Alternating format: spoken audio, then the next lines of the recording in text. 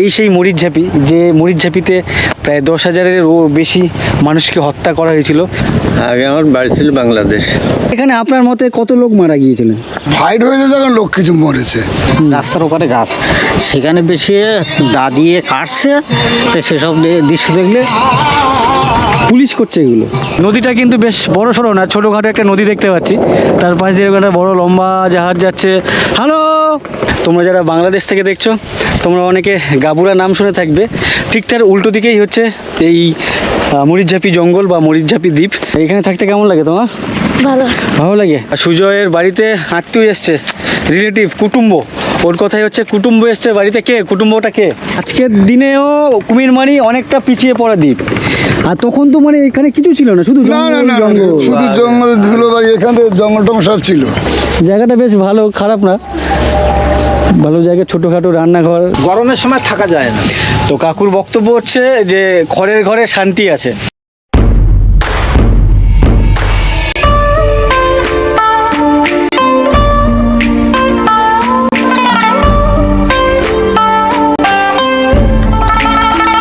স্বাধীনতার পরেও বেঁচে থাকার লড়াই, দেশান্তরের যন্ত্রণাগাথা, ছিন্নমূলের হাহাকার। এই বাংলার বুকে এক অন্ধকারময় অধ্যায়ের নাম মরিচঝাপি। সেই মরিচঝাপি নিয়ে আজকের এই ভিডিওটি শুরু করছি। আমার পাশেই হচ্ছে নদী, আর ঠিক নদীর ওপারেই হচ্ছে মরিচঝাপি জঙ্গল। এই মরিচঝাপি জঙ্গলের এক অন্ধকারময় অধ্যায়ের গল্প নিয়ে তোমাদের সামনে হাজির হচ্ছি।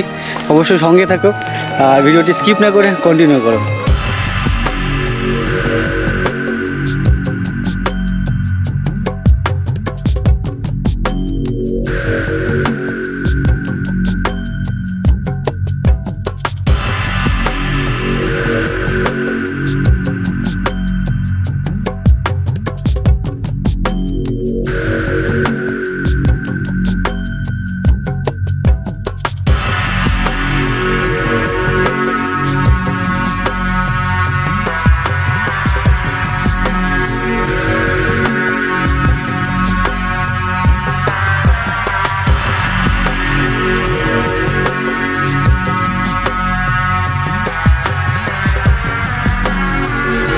আমার পেছনে যে জায়গাটি দেখছো বা আমার সামনে এই এরিয়াটা দেখতে পাচ্ছ, এটা হচ্ছে বুধবারের বাজার, এই জায়গাটার নাম। এটি হচ্ছে কুমিরমারি দ্বীপের মধ্যে পড়ে। আর এই যে ডান দিকে যে বাজারটা দেখতে পাচ্ছ, ছোট্ট মার্কেট দেখতে পাচ্ছ, এখানেই হচ্ছে প্রত্যেক বুধবার করে একটু বড় সড়ো করে বাজার বসে, যার জন্য এই জায়গাটার নাম হচ্ছে বুধবারের বাজার। আর আমি কুমিরমারি যে ঘাট, ওখান থেকে ভ্যানে করে এই বুধবারের বাজারে এসেছি। আর এই জায়গাটা বেশ একটু বাজার বাজার টাইপের দেখতে পাচ্ছ। আমার এদিকে একটা রাস্তা চলে যাচ্ছে, আমি এই রাস্তা দিয়ে এলাম। ইভেন এদিকে একটা রাস্তা দেখতে পাচ্ছি, আর ঠিক এদিকে ঘুরলেই দেখতে পাচ্ছ এখানে নদী আছে। আর এই নদীটা বেশ ইম্পর্টেন্ট আমার কাছে, তার কারণ হচ্ছে বলছি এই নদীটার নাম কি জানেন, বলতে পারবেন? কোরানখালি। এই যে ঘাট, এই ঘাটটা হচ্ছে বুধবারের বাজারের ঘাট। খেয়া ঘাট দেখতে পাচ্ছ, এখানে একটি জেটি আছে। আর এই নদীটি নাম হচ্ছে, ওই দাদা বললেন যে কোরানখালি নদী। আমার সামনে যে নদীটি চলে যাচ্ছে, আর ঠিক ওপারে যে জঙ্গলটা দেখতে পাচ্ছ, ওই জঙ্গলটা হচ্ছে মরিচঝাপি জঙ্গল। মরিচঝাপি দ্বীপ বা মরিচঝাপি জঙ্গলের একটা অন্ধকার ইতিহাস আছে। সেই ইতিহাস তোমাদের সাথে শেয়ার করব। এই দোকানে যে দাদার সাথে কথা বলছিলাম, ওই দাদার থেকে একটু শুনে নিই যে মরিচঝাপি সম্পর্কে উনি কতটা কি জানেন। মুঘল ইতিহাস বলতে এখানে তো ইন্দিরার আমলে একটা চুক্তি ছিল। ইন্দিরা বা জ্যোতি বসুর আমলে এখানে মরিচঝাপিতে যে সময় আসে দণ্ডকরণ থেকে, ওখানে থেকে এসেছিল, এসে আমাদের এখানে পুরো বাজার টাজার বানিয়েছিল ওই কর্নারটা। ওই কর্নারটা নদীর ওপারে, ওখানে খেয়াঘাট ছিল। আচ্ছা, ওখান থেকে এপার ওপার মানে কুমিরমারি আর মরিচঝাপি যাতায়াতের জন্য রাস্তা ছিল আর কি, খেয়াঘাট। ওর ভিতরটায় বড় বাজার টাজার করেছিল। আচ্ছা, ভেতরে ইটের কারখানা করেছিল, রুটির কারখানা করেছিল। হ্যাঁ, আচ্ছা। কি সমস্যার জন্য বোধহয় আবার পুলিশ টিলিশ নিয়ে, আবার ওদের মিলিটারি ফোর্স নিয়ে ওদেরকে তাড়িয়ে তুলে দিল। যে সময় তাড়িয়ে দেয়, ওরা তাড়িয়ে আসতেও অনেকে মরে গেছে নদীতে বা জঙ্গলে। মরে গেছে মানে কিভাবে মরে গেছে? মানে সাঁতরিয়ে বেরিয়ে আসতে গিয়ে মরেছে। মানে জলে ডুবে মরেছে নাকি পুলিশ? জলে ডুবে মরেছে, পুলিশে মেরে দিয়েছে। পুলিশ মেরে দিয়েছে। এরকমই। তো এখানে অনেকেই কেউ বলে 100-150, কেউ বলে হাজার হাজার। তো আপনি কতটুকু শুনেছেন, কত লোক মারা গেছিল ওই সময়? ও, হাজার হাজার লোক মারা গেছে বললেও চলে আর কি। হাজার হাজার লোক মারা গেছিল। সব ছোট ছিলাম, ধরো 10-11 বছর বয়স। হ্যাঁ, তখন এটা তো প্রায় 44-45 বছর হয়ে গেছে। 44-45 বছর হয়ে গেছে। মানে এটা ইন্দিরা গান্ধী করেছিল সরকার নাকি আমাদের সিপিএম এর সরকার, মানে জ্যোতি বসুর সরকার? জ্যোতি বসু সরকার করেছিল। জ্যোতি বসু সরকার করেছিল, ইন্দিরা রামাল ছিল ওটা। তো আমি গুগল, অ্যাকর্ডিং টু গুগলে আমি দেখছিলাম যে 10,000-এর বেশি মানুষকে হত্যা করা হয়েছিল। হ্যাঁ, তা তো 10,000। তো কেউ কেউ বলছে হাজার হাজার, কেউ বলছে 100-150, ওই সময়কার যে সমস্ত। তো এটাই হচ্ছে এখানকার ইতিহাস। তো আমাদের মেনিমুন্ডকে ওই ওই পুলিশের গুলিতে মারা গেল। আপনাদের এপারের লোক কুমিরমারিতে আপাতত যে সমস্ত লোকজন বসবাস করছেন, আপনি বলুন বা আপনার আগে যারা এসছেন বা আপনার পরে অনেকে এসছেন, এনারা সব এখানকার তো কেউ বাসিন্দা না, কেউ কোথাও থেকে এসছে? কোথা থেকে ম্যাক্সিমাম লোকজন এসছে? জঙ্গল কেটে তো বসতি করেছে। হ্যাঁ, সে কোথাকার লোকজন এসে করেছে শুনি এখানে? স্বাগত বলে তো 16 সালে এসেছিল বাংলাদেশ, মানে 1916 সাল। মানে এখানে ম্যাক্সিমাম লোক বাংলাদেশ থেকে এসেছিল আর কি। মানে আপনার বাড়িতে ওই রিফিউজিদেরকে আশ্রয় দিতেন, মানে তারা এসে আশ্রয় নিয়েছে। আচ্ছা, যে আমাদেরকে থাকতে দিতে হবে। ওই অবস্থায় আপনি কাউকে নাও করতে পারবেন, ওরা তো কোনো ক্রিমিনাল না, কোনো কিছু না। তাদের দৃশ্য কীরকম জানেন, সে বাইরে ফেললে আমাদের সামনে বুট দিয়ে চেপে, বা সামনে বাসে গাছ ছিল নদীর ওপারে, রাস্তার ওপারে গাছ, সেখানে বেশি দা দিয়ে কাটছে।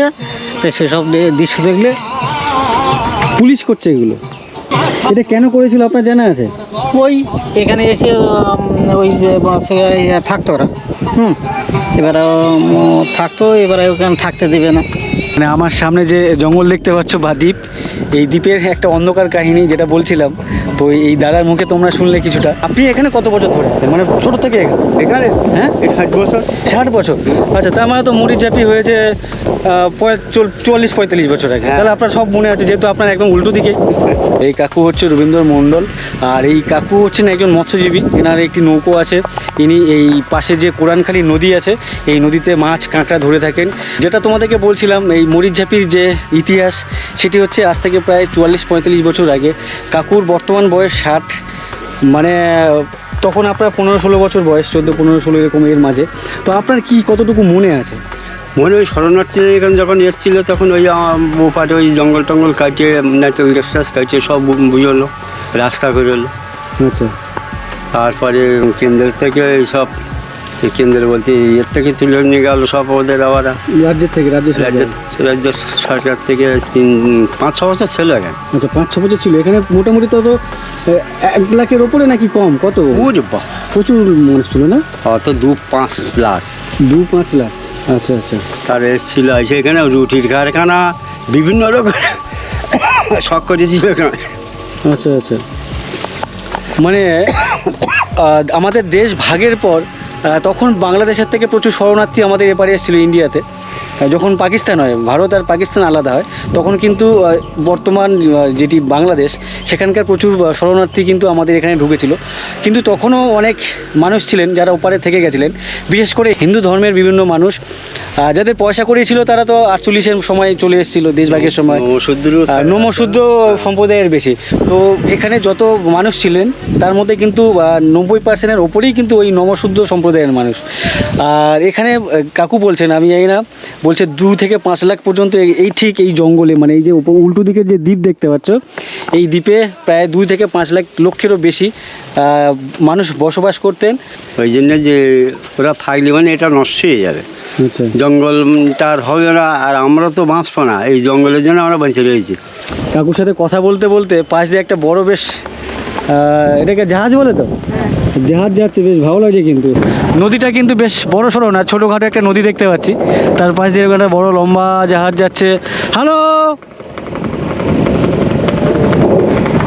ঠিক আছে কাকু, ধন্যবাদ সময় দেওয়ার জন্য। আসছি একটু সামনের দিকে আগাই। বাঁধের যে হাইট, এর থেকে কিন্তু খুব কম করে হলেও আর কি 15 ফিট নিচে আর কি জলের লেভেল। এখানে কিন্তু 15 ফিট উপচে জল ঢুকে যায় মাঝে মাঝে এই ডান দিকে এই গ্রাম বা পাড়ার মধ্যে আর কি। এখানে দেখতে পাচ্ছি খড়ের গাদি, গ্রামের রাস্তা দেখতে পাচ্ছ, হেভি লাগছে।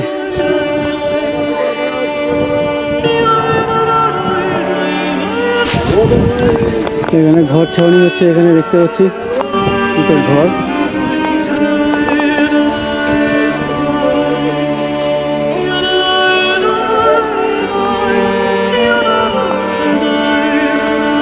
এই বাড়িটা একবারে নদীর গায়ে দেখতে পাচ্ছি এই বাড়িটা, মানে যখন তখন কিন্তু কোনো রকম বিপদ ঘটলেও ঘটে যেতে পারে আর কি।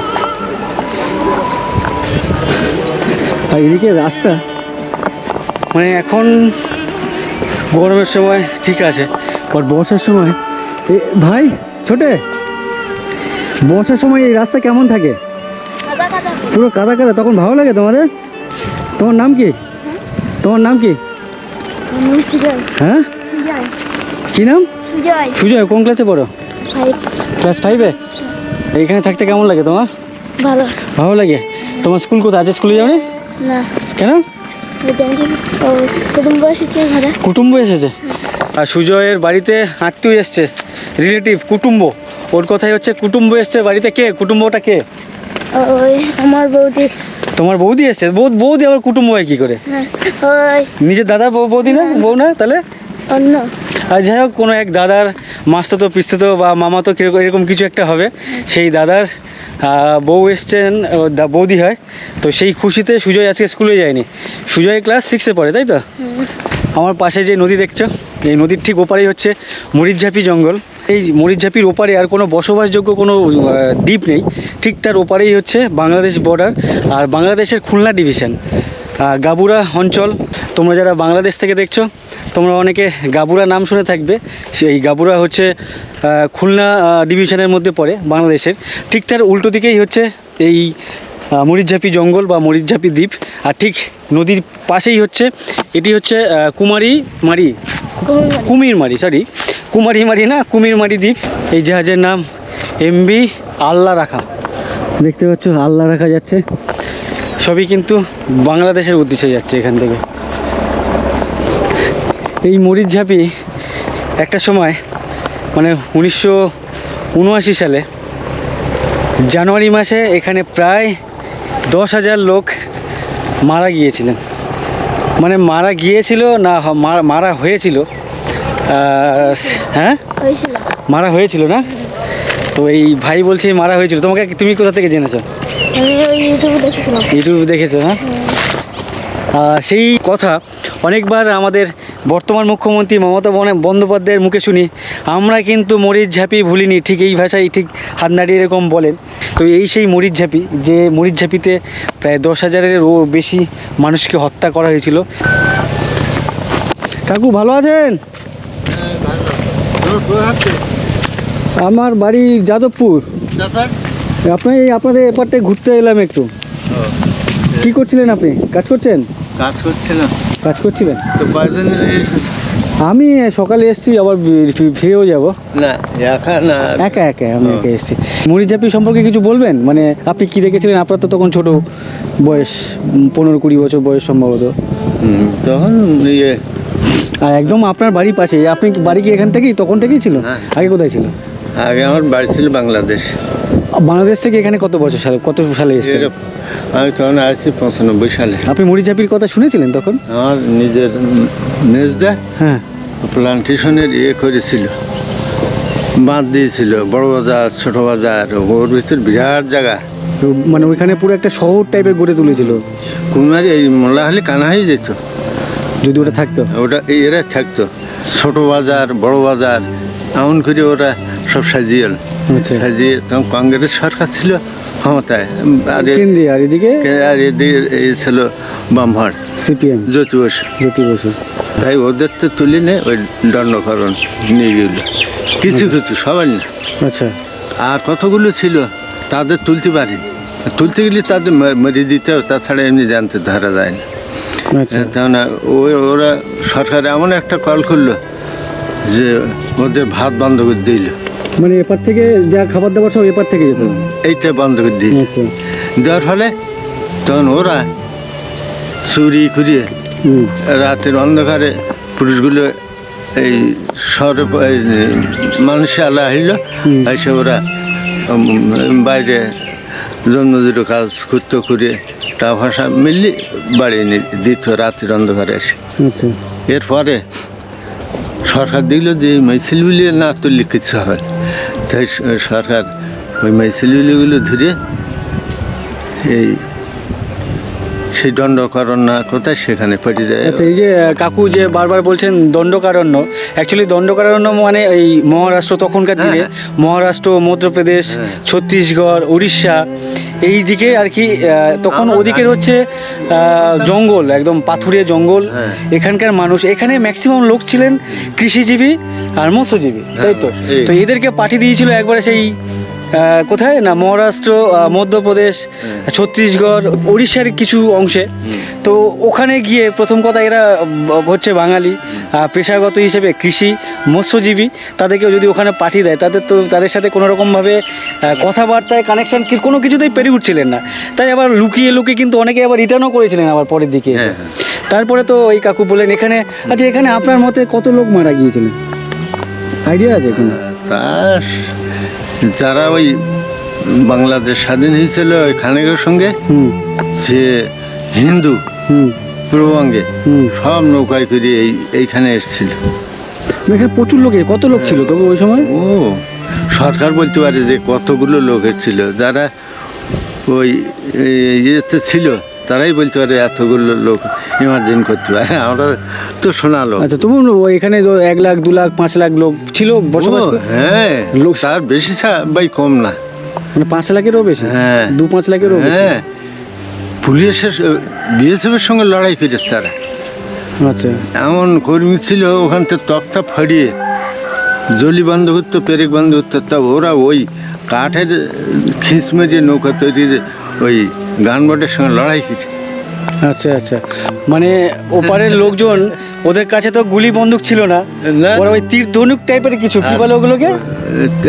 ওই খোঁচ না কোচ? হ্যাঁ, খোঁজ, ওই আর কি গরানের ইয়ে আচ্ছা, মানে ওই যে খোঁচা গোরান কাঠ ছুচালো করে কেটে ওই ছুঁড়ে ছুঁড়ে মারতো আর কি।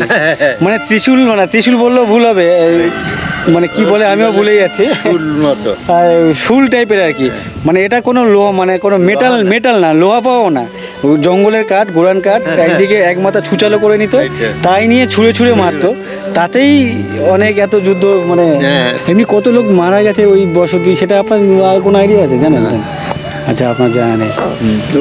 ওই ছিল মরিচ ঝাঁপি সম্পর্কে একটু শুনতে চাইছিলাম। আপনি তো, উনি বলছেন আপনি এখানকার বাসিন্দা ছিলেন ওই সময়টাতে।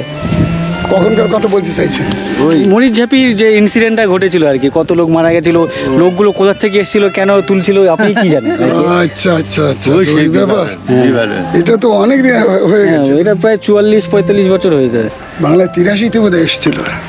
বাংলাটা আমার জানা নেই, ইংরেজি 1979। মোটামুটি 83 সালে এসেছিল বাংলায়। আচ্ছা, তখন আসলে তখন আমরা ওই লোকের বাড়ি কাজ করতাম, দেখি হঠাৎ। আপনার বয়স কত তখন? তখন আমার বয়স কত হবে, 23-24। 23-24। আচ্ছা, এখন 70 দিকে। তো এখানে ওই সময় মোটামুটি কত লোক মারা গিয়েছিল বলে আপনার ধারণা বা আপনি শুনেছেন? আমি শোনা গল্প বলতে পারবো না। আচ্ছা, তা ফাইট হয়েছে যখন লোক কিছু মরেছে। রাত্রে এসে লঞ্চে পুরি দিত না, সব নিয়ে চালু যেত। লঞ্চে লুচি পুরি, মানে বডি নাকি জানতো? না, জানতো। হাসনাবাদ চালান করতো, ওখান থেকে ট্রেন, এবার আবার দণ্ডকোনা দিয়ে এবার হাসনাবাদে যখন নামালো, যে যার যেখানে রেল লাইনে ঘর বেঁধেছিল তারা থেকে গেছে, যারা আন্দামান গেছে, আবার দণ্ডকরণ গেছে। আচ্ছা আচ্ছা, দণ্ডকরণে ছিল এই সমস্ত উদ্বাস্ত। ডাইরেক্ট যে বাংলাদেশ থেকে এসে তা না, বাংলাদেশে যখন এর আগে যখন রিফিউজিরা যখন আসে, তখন ইন্দিরা গান্ধী থেকে জায়গা দিয়েছিল দণ্ডকরণ আর কি। হ্যাঁ, দণ্ডকরণ মানা ক্যাম্পটা ওইদিকে আছে, ওইদিকে থাকতো। সেইখান থেকে হয়তো পার্টির যুগের ব্যাপার তো। বাংলাদেশ হয়েছে 71 সালে, আর এটা হয়েছে তার 8 বছর পরে, 79 সালে। মুজিবর তখন মানে 78-এর শেষের দিকে। তখন মুজিবর থেকেই আর কি, মানে হাসিনার বাবা থেকে একাই যুদ্ধ করে তো বাংলাদেশটাকে ভাগ করে নিল পশ্চিম পাকিস্তান থেকে। আচ্ছা, আপনারা মোটামুটি 71-এর পরে এসেছিলেন তাহলে? হ্যাঁ, না, আপনারা তো ওপার থেকে আসেন। আমরা দীর্ঘদিন ধরে পূর্বপুরী এখানে। এইটা না না, আপনারা কি আমাদের বাপ ঠাকুরদারা সব ওরে এখানকার। আমরা এই ইন্ডিয়ার লোক। আচ্ছা, মানে ওপার থেকে আসেন? না, আচ্ছা, আমাদের এরা তখন ছিল- পূর্বপুরীদের বাস ছিল রাঁচির দিকে আগে। রাঁচির দিকে আছে, মুন্ডা বললেন? হ্যাঁ, রাঁচিতে আমাদের বাস ছিল আগে। না না, ইনি এই কাকু এসেছেন বাংলাদেশ থেকে? হ্যাঁ, আমার নাম সন্তোষ মুন্ডা। আমি বলি আমাদের পুরো বাড়ি মানে আদি বাড়ি ছিল রাঁচিতে। আদি, ওরা। আচ্ছা, রাঁচিতে। তখন নেপাল রাজা যে দেশ করছে সেখান থেকে এবার আমাদের বাপটা ওটা খাটতে খাটতে খাটতে ঠাকুরদারা খাটতে খাটতে খাটতে খাটতে এদিকে চলে এসেছে কাজ আদি করতে ভারতীয় করতে। বলি। মানে আমরা বাংলাদেশে ওপারে যাইনি আর কি। কুমিরমারি দ্বীপে কত বছর এসেছেন? নাকি আপনার বাবা ঠাকুরদারা বয়স যেত? আমার ঠাকুরা থাকতে আচ্ছা, মানে তখন আপনি এখন মানে আপনার জন্ম এখানে? না, আমার জন্ম এইখানে 1362-তে আমরা হয়েছি। আমরা 1400 পুরি ফেলেছি। আচ্ছা, হ্যাঁ, এবার 1500 হাত পড়েছে। মানে 1362 সালে বাংলায় জন্মগ্রহণ করা হয়েছে আমার জন্মগ্রহণ হয়েছে। আচ্ছা আচ্ছা। ঠিক ঠিক। না, আমি বলছি আজকের দিনেও কুমিরমারি অনেকটা পিছিয়ে পড়া দ্বীপ। আর তখন তো মানে এখানে কিছু ছিল না, শুধু না না না, জঙ্গল। শুধু জঙ্গল ধুলোবালি, এখানে জঙ্গল টঙ্গল সব ছিল। আগে আর ধুলোবালি, নোনা জল, ঘোকা কাটতো জমিদার। এখানে জমিদার শাসিত ছিল আগে। হ্যাঁ, কি বলেছি বুঝতে পেরেছো? তখন জমিদার শাসিত ছিল। আচ্ছা আচ্ছা। এবার ইন্দিরা গান্ধী আসার ফলে জমিদার উচ্ছেদ হয়ে গেল। যখন জমিদারি প্রথা উঠে গেল তখন কি আপনি যতটুকু চাষ করতেন ততটুকু আপনি নিয়ে নিলেন? এরকম কি হয়েছে? না না না না না, তাহলে জমিটা ভাগ হলো কিভাবে? ও যে কেউ স্বইচ্ছায় ছেড়ে দিয়েছে, ও কেস কাছারি ঠেলবে, কেউ আগের লোকের ব্যাপার ছিল না। আবার যারা জুড়ে পড়েছিল তারা ভাগারে আউট করে বা ভাগ পেয়েছে। আচ্ছা আচ্ছা আচ্ছা। যারা যারা আদিবাসী চাষি ছিলেন তাদের ওরা বঞ্চিত করে চাষিদের যে ভাগ পাওনা সেটা দিয়ে দিয়েছে। দিয়ে দিয়েছে। আচ্ছা আচ্ছা। জ্যোতি বসু গরিবদের কথা বলে, জ্যোতি বসু গরিবদের অনেক পাট্টা দিয়েছে, জমি দিয়েছে। তো সেই জ্যোতি বসু এত মানে এটা আপনি বলছেন না, আমি জানি না কত লোক মরেছে, আপনিও বলছেন না। গুগল বোঝেন তো, গুগল ইন্টারনেট, ওখানে আমি দেখেছি 10,000-এর ওপরে বেশি লোককে হত্যা করা হয়েছে। হ্যাঁ হ্যাঁ, মেরেছে ওটা 10,000-এর বেশি। সমীক্ষালারে যে যখন সমীক্ষা আছে, তুমি ধরো একটা সমীক্ষা করতে এসেছো, হ্যাঁ একটা ভিডিও ক্যাসেট করো, মানে একটা সমীক্ষার মতন কথা, হ্যাঁ হ্যাঁ হ্যাঁ। ঠিক আছে? এইবারে সেই ওই রকম যে সে হয়তো সেরকমভাবে বক্তৃতা দিয়েছে, আমি হয়তো সেই বক্তৃতা আপনার সামনে আমি দিতে পারছি না। হ্যাঁ, আমি যেটা জানি না সেটা আপনার সঙ্গে বক্তৃতা দিয়ে আর সেটাই বলছি, আপনি জানেন না বলে বলছেন, কিন্তু আমি আমার চেয়ে যারা ছিল, যারা হয়তো দেখা যাচ্ছে সেই সময় তো অনেক লেবারও তো লেগেছিল ওখানকে, এই চলো তোমাকে 500 টাকা দেবো রাতে, চলো লোক তুলতে হবে। হ্যাঁ। আমি কি এবার বলেছি বুঝতে পেরেছো? এবার আমাকে বলেনি, হয়তো তাদের পার্টি ফিল্ডে ব্যবস্থা যাদের সঙ্গে যেভাবে যোগাযোগ ছিল তারা সেইভাবে জোন খাটতে গেছে, কিন্তু আমরা তো জোন খাটতে যাইনি। আমরা লোক টানতে পারবো না। ও সব লোক ভীতে লোক দেখে ওরা বুঝতে পারে যে এই লোকটা নিলে কাজ হবে কি হবে না, যে বিনাবাবু নিলে ওই কাউকে মারতে পারবে কি পারবে না, কাউকে টানতে পারবে কিনা তুলতে পারবে পারবে কি, কিনা। হ্যাঁ, ঠিক সেইরকম ধরনের ওদের বুঝতে প্রয়োজন পেরেছি। ছিল, সেই রকম লোক নিয়েছে। কিন্তু বিনাবাবুর বানাবে কেন আর আমার বানাবে কেন? আমরা তো ওতে যাবো না। তাই তো। আপনি কোথায় যাচ্ছিলেন এখন?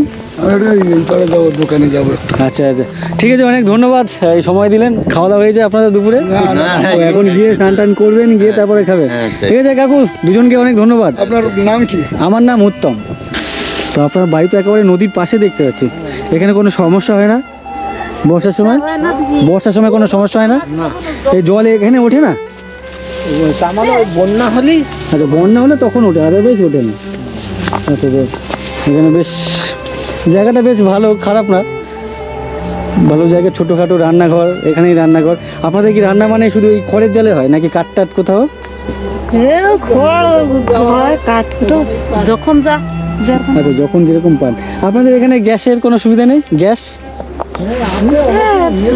নেইনি। আচ্ছা, অনেকে নিয়েছে অনেকে নেয়নি। আপনাদের আছে না নেই? না, আমাদের নেই। ছোটোখাটো ঘরদোর, একটু জোরে হাওয়া হলে কোনো কি সমস্যা হয় নাকি আপনাদের এখানে? না, হয় না। হয় না? এই যে আপনি যে জমিতে আছে, এটা আপনার নিজের জমি নাকি সরকারি সরকারি? আপনার নিজের জমি নেই? না, আগে আচ্ছা। ছিল, বিক্রি হয়ে গেছে বুঝলে। আচ্ছা। আগে অন্য জায়গায় বাড়ি ছিল, আচ্ছা, নিজের জমি বিক্রি? খালি। হ্যাঁ, ছোট মোল্লাখালী। আচ্ছা আচ্ছা তখন আমরা ছোট ছিলাম বুঝলে। আচ্ছা, তো বিক্রি হলো কেন? তখন অভাব, মানে অভাবের এতে? অভাবে। কি বলছেন?